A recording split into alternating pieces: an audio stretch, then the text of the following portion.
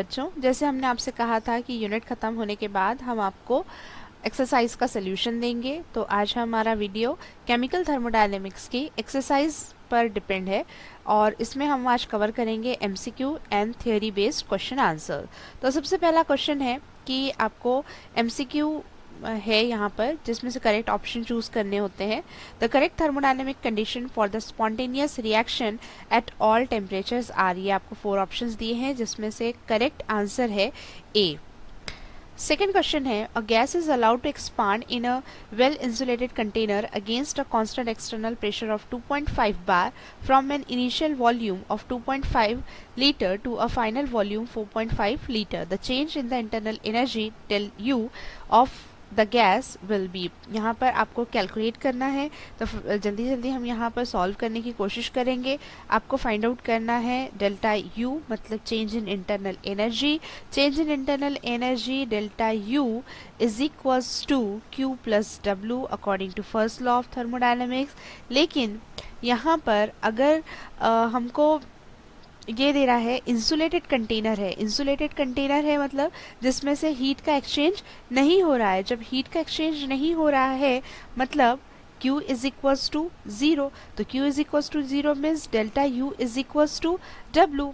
But यहाँ पर जो प्रेशर है against a constant external pressure, अब वर्क अगर होता है अगेंस्ट कांस्टेंट एक्सटर्नल प्रेशर तो क्या होता है, W is equals to minus PEX V2 minus V1। तो ये हो जाएगा delta U is equals to W की जगह हम लिखेंगे minus PEX V2 minus V1। अब एक्सटर्नल प्रेशर कितना है 2.5 बार और V2 मतलब फाइनल वॉल्यूम है 4.5 और इनिशियल वॉल्यूम है 2.5।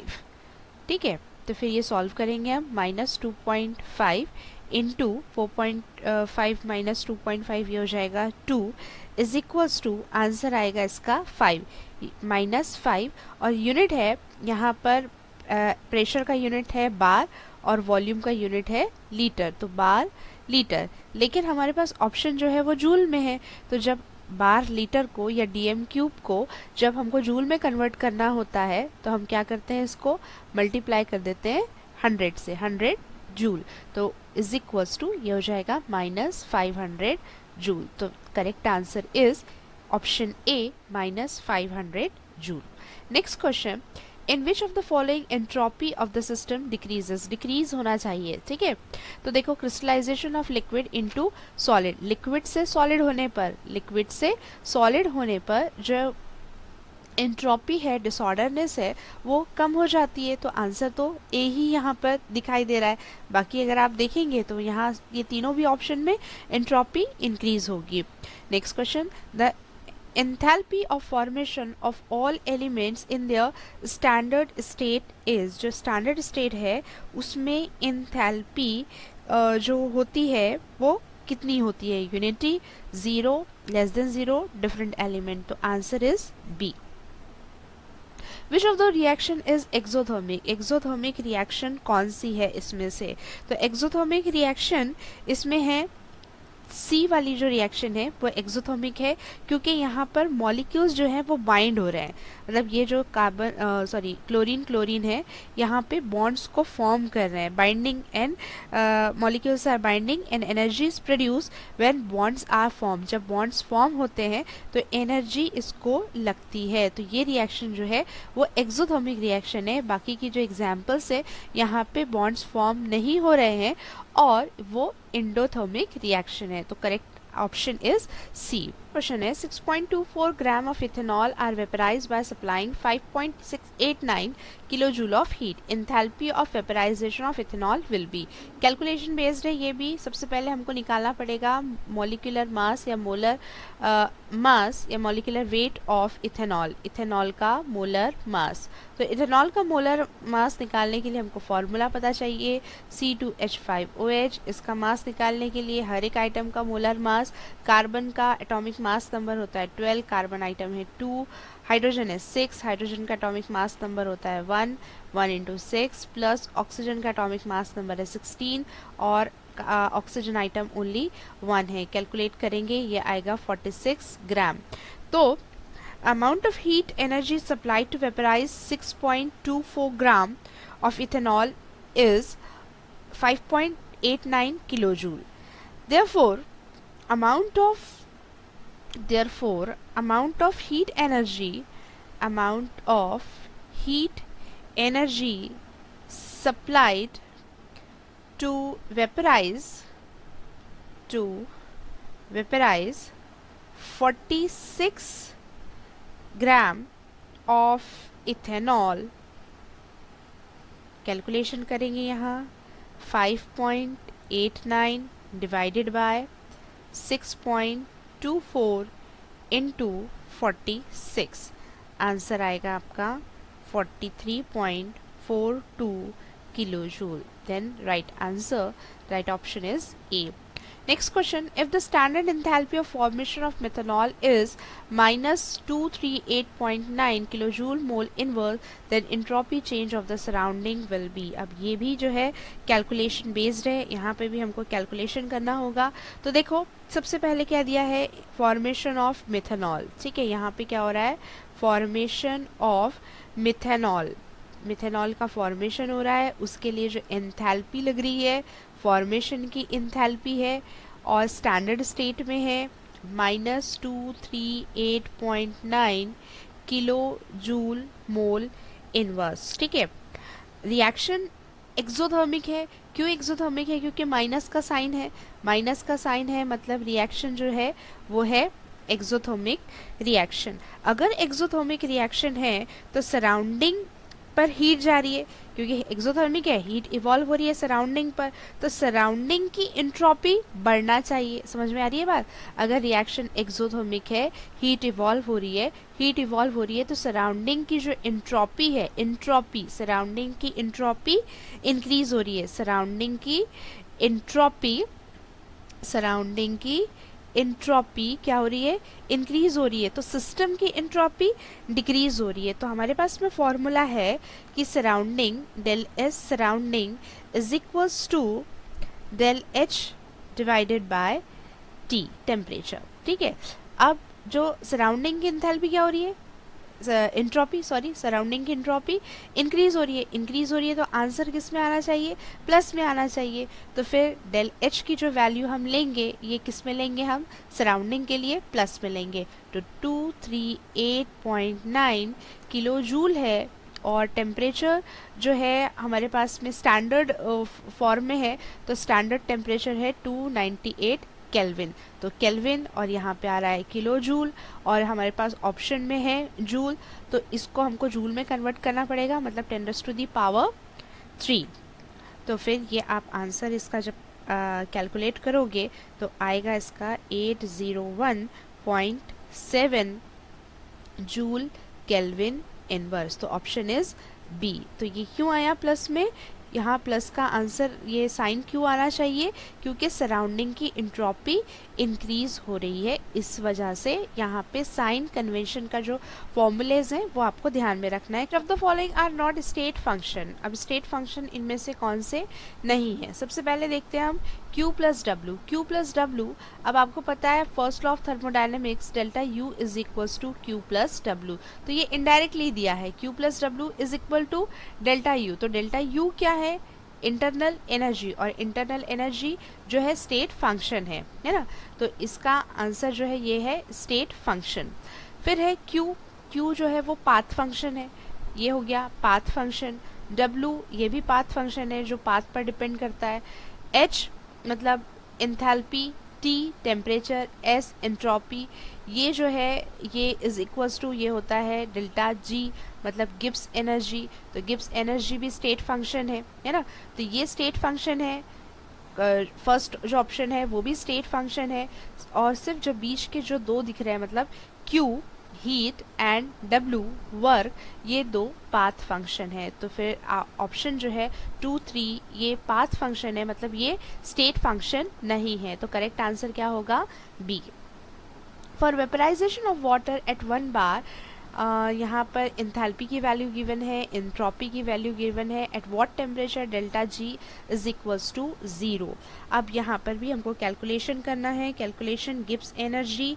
गिब्स एनर्जी का फॉर्मूला आपको पता है, delta G is equals to delta G, दिखी नहीं रहा मेरे को,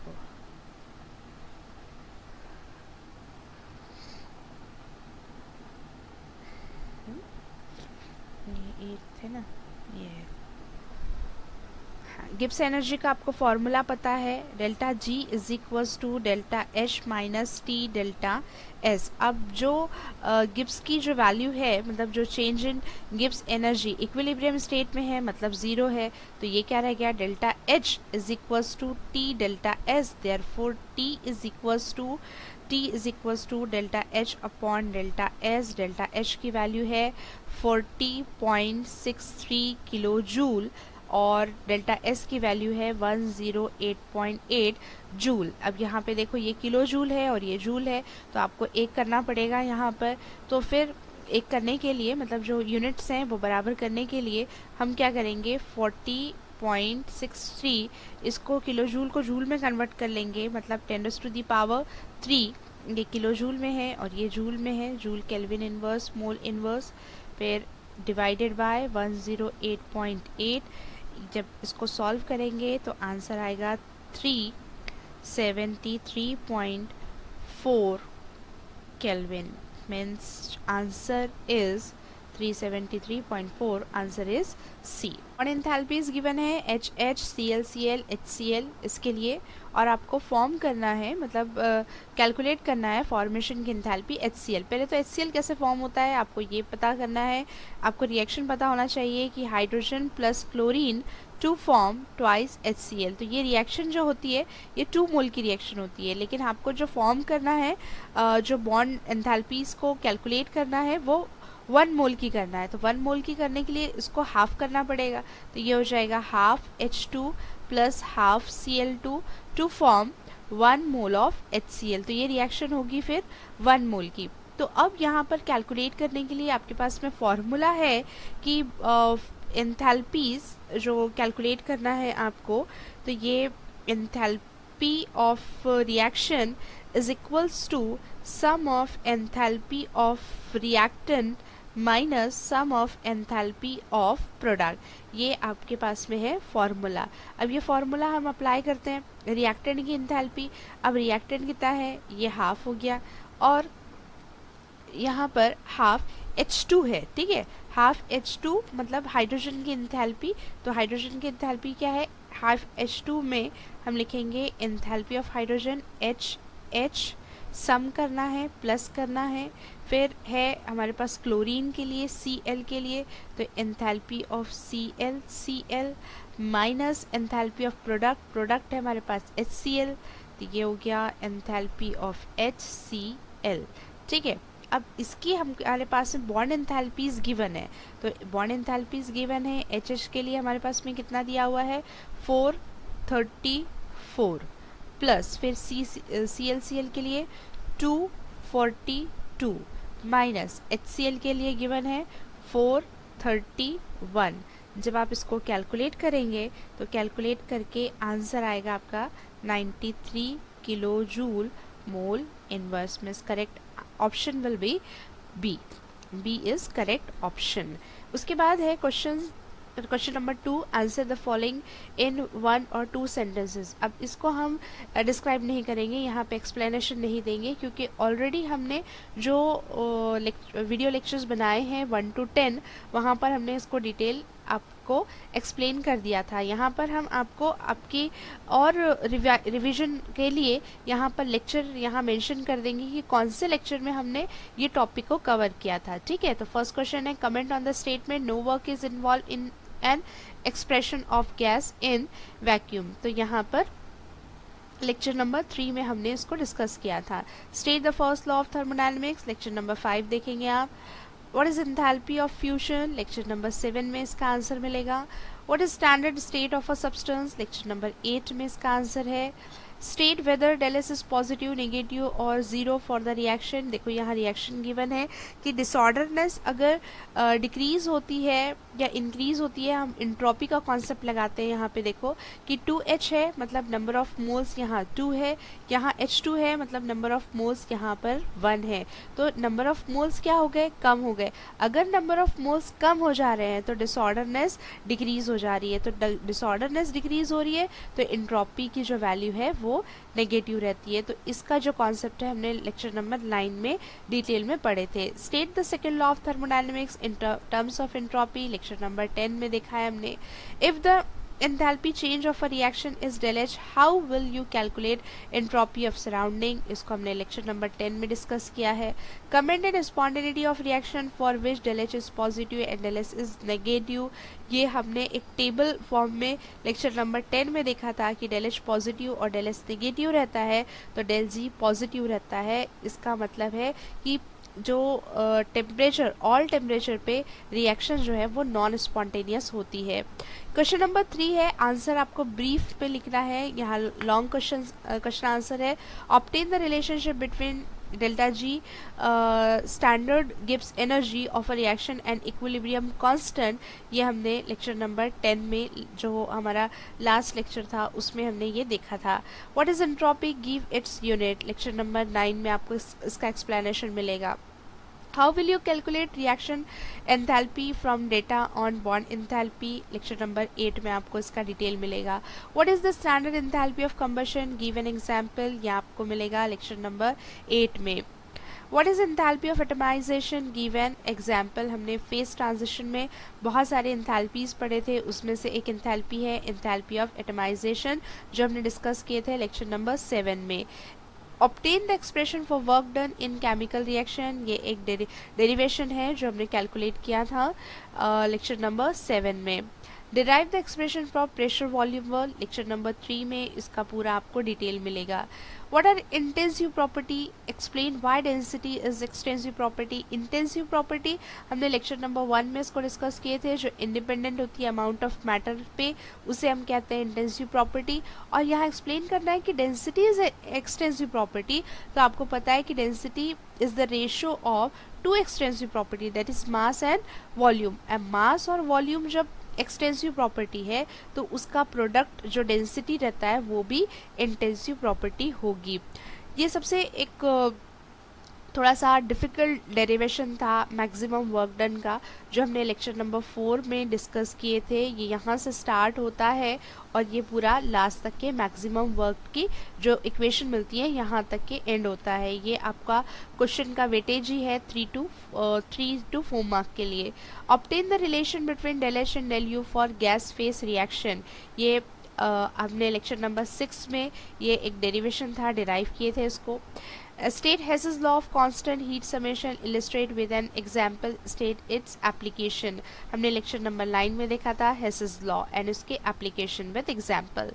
Obtain the relation between delta G and delta S total, comment on spontaneity of the reaction, lecture number 10 में लास्ट हमने इसमें पूरा अच्छे तरीके से इसको देखे थे। तो ये था हमारा, यहाँ तक हमने कवर किए हैं MCQ and theoretical based question answer, उसका पूरा सोल्यूशन हमने दिया है। आपको इसकी नोट्स चाहिए तो आप डिस्क्रिप्शन में जाकर टेलीग्राम की एक लिंक दी हुई है, वो चैनल आप ज्वाइन करिए, आपको इसकी नोट्स मिल जाएगी।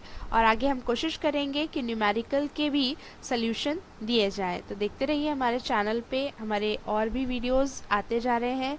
और जो हमने नेक्स्ट यूनिट शुरू किया है दैट इज़ सॉल्यूशंस, तो वो सॉल्यूशन के भी आप वीडियोस देखें, समझें, उस